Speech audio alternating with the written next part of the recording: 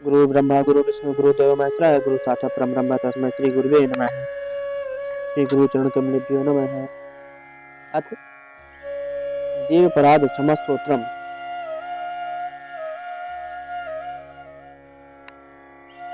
माँ, मैं न मंत्र जानता हूँ न यंत्र। आहो, मुझे स्तुति का भी एक ज्ञान नहीं है। न वाहन का पता है न ध्यान का, स्रोत और कथा की भी जानकारी नहीं है। न तो तुम्हारी मुद्राएं जानता हूँ और न मुझे व्याकुल होकर विलाप करना ही आता है। परंतु एक बात जानता हूँ, केवल तुम्हारा अनुसरण, तुम्हारे पीछे चलना, जो कि सब क्लेशों को, समस्त दुख विपत्तियों को हल लेने वाला है, सबका उद्धार करने वाली कल्याणमयी माता। मैं पूजा की विधि नहीं जानता। मेरे पास धन का भी अभाव है।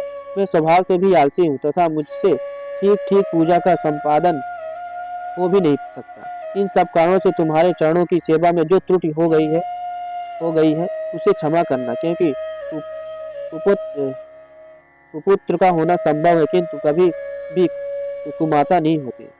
माँ इस माँ इस पृथ्वी पर तुम्हारे सीधे साधे पुत्र तो बहुत से हैं, किंतु उन सब में ही मैं भी अत्यंत चपल तुम्हारा बालक हूँ। मेरे जैसा चंचल कोई बिरला ही होगा। सिवे मेरा जो यह त्याग हुआ है, ये तुम्हारे लिए कदापि उचित नहीं है, क्योंकि संसार में कुपुत्र का होना संभव है किंतु कभी भी कुमाता नहीं होती। जगदम्ब माता, मैंने तुम्हारे चरणों की सेवा कभी नहीं की। देवी, तुम्हें अधिक धन भी समर्पित नहीं किया, तथापि मुझ जैसे अधम पर जो तुम अनुपम स्नेह करती हो, इसका कारण यही है कि संसार में कुपुत्र पैदा हो सकते हैं किंतु कभी भी कुमाता नहीं होती। गणेश जी को जन्म देने वाली माता पार्वती, अन्य देवताओं की आराधना करते समय मुझे नाना प्रकार की सेवाओं में व्यग्र रहना पड़ता था। इसलिए 85 वर्ष से अधिक अवस्था बीत जाने पर मैंने देवताओं को छोड़ दिया है। अब उनकी सेवा पूजा मुझसे नहीं हो पाती। कहते मुझसे उनसे कुछ भी सहायता मिलने की आशा नहीं है। इस समय यदि तुम्हारी कृपा नहीं हुई तो मैं अवलंब रहित होकर किसकी शरण में जाऊंगा।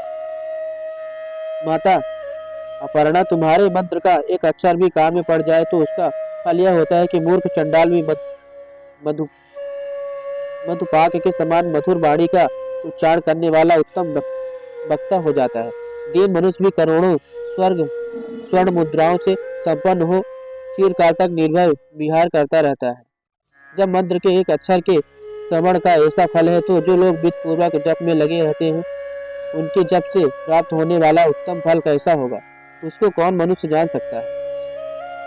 भवानी, जो आप अपने अंगों में चिता की राख बहुत लपेटे रहते हैं, जिनका विष की भोजन है, जो दिगंबर धारी नग्न रहने वाले हैं, मस्तक पर जटा और कंठ में नागराज बासुकी को हार के रूप में धारण करते हैं, तथा जिनके हाथों में कपाल शोभा पाता है, ऐसे भूतनाथ पशुपति भी जो एकमात्र जगदीश की पदवी धारण करते हैं, इसका क्या कारण है। यह महत्व उन्हें कैसे मिला। यह केवल तुम्हारे पाणी ग्रहण की परिपाटी का फल है। तुम्हारे साथ विवाह होने से ही उनका महत्व बढ़ गया है।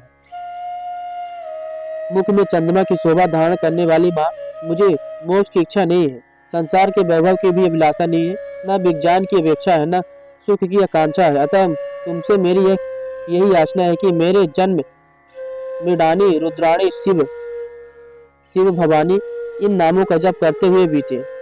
माँ श्यामा, नाना प्रकार की पूजा सामग्रियों से कभी भी तुम्हारी आराधना मुझसे न हो सकी।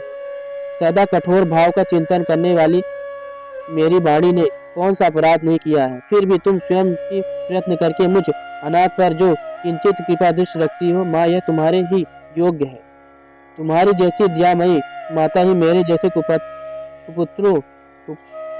कुपुत्र को भी आश्रय दे सकती है। माता दुर्गे, करुणा सिंधु महेश्वर, मैं विपत्तियों में फंसकर आज जो तुम्हारा स्मरण करता हूँ, पहले कभी नहीं करता रहा। इसे मेरी सठता न मान लेना, क्योंकि भूख प्यास से पीड़ित बालक माता का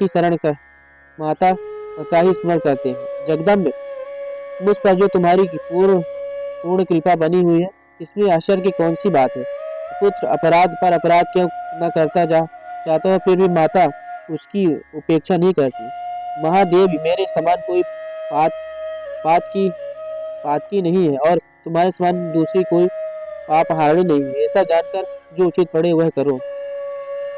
आज हमने देव क्षमा स्त्रोत का पाठ किया और कल हम सिद्ध सूर्य स्त्रोत का पाठ करेंगे। तब तक के लिए जय श्री राधे श्याम।